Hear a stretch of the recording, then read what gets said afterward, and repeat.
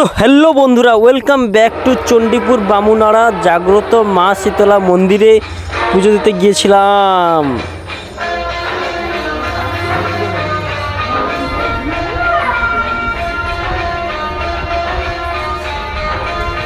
তো hey guys, welcome back to my new blog. তো guys, তোমরা তো প্রথমেই দেখে নিয়েছো যে আজকে কোথায় যাচ্ছি। তো চলো বেশি না দেরি করে আজকে আমি বেরিয়ে পড়ি।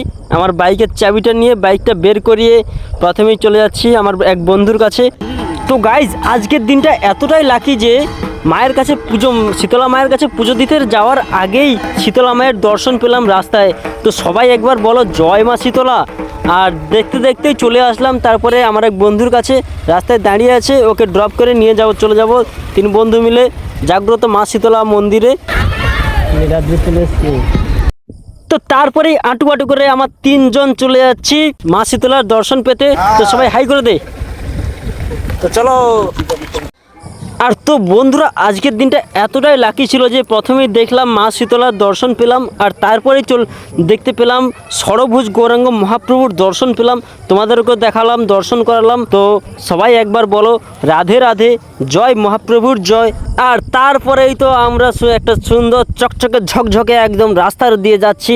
রাস্তাটা সুন্দর, কি সুন্দর লাগছে, আর রাস্তাটা কি আঁকু করে আমরা ফাইনালি চলে আসলাম প্রায় মন্দিরের কাছেই। না মন্দির নয়, এ তো মন্দিরের কাছ দিয়েই আমরা যাচ্ছি ভিডিও বানাতে। আর মন্দিরটা কত সুন্দর নাই লাগছে। তারপরে চলে আসলাম একদম ফাইনালি মন্দিরের সামনেই চলে আসলাম।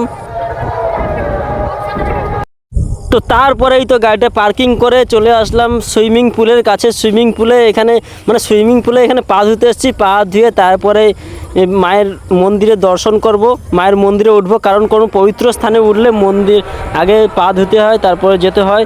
তো আমরা সেই নিয়ম মানি, তাই যাচ্ছি। তো চলো।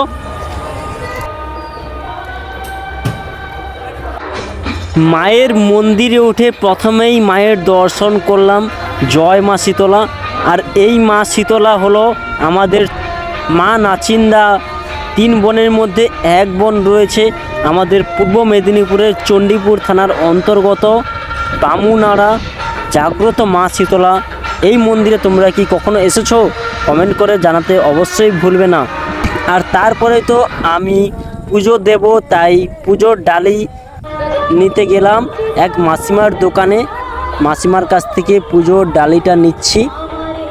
আর ডালিতে মায়ের পুজোর জন্য যাবতীয় যেগুলো লাগে সব কিছুই নিয়েছি। তারপরেই চলে আসলাম কাউন্টারে টিকিট কাটবো। টিকিট কেটে তারপরে বাড়ির জন্য ভোগ নিয়ে যাব, তাই ভোগটাও নিয়ে নিলাম।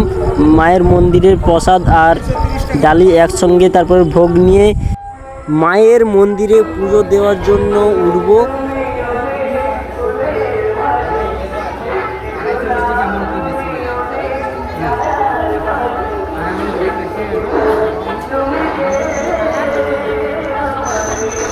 এখানে তো প্রচুর ভক্তের ভিড়। তারপরে অনেক কষ্টের পর, অনেক লাইনের পর মায়ের পুজোটা দেওয়া কমপ্লিট করে দিলাম।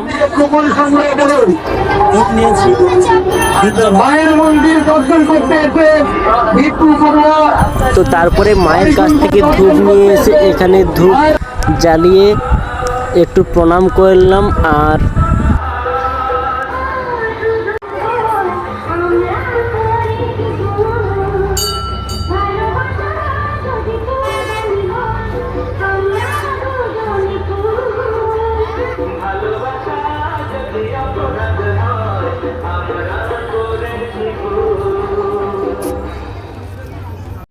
তো ফাইনালি পুজো দেওয়া হয়ে গেছে। এখানে প্রসাদ বাড়ির জন্য নিয়েছি। তো আমার ব্লগটা কেমন লাগলো তোমাদেরকে বলো।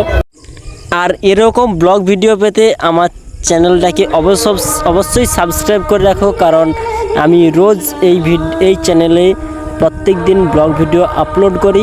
তোমাদের যদি ভালো লেগে থাকে তাহলে অবশ্যই লাইক কমেন্ট করবে, এবং ফেসবুক থেকে হলে ফলো করে রাখবে, ও ইউটিউব থেকে সাবস্ক্রাইব করে পাশে থাকবে। চলো ফিরছি আবার নতুন ব্লগে, ততক্ষণের জন্য বাই।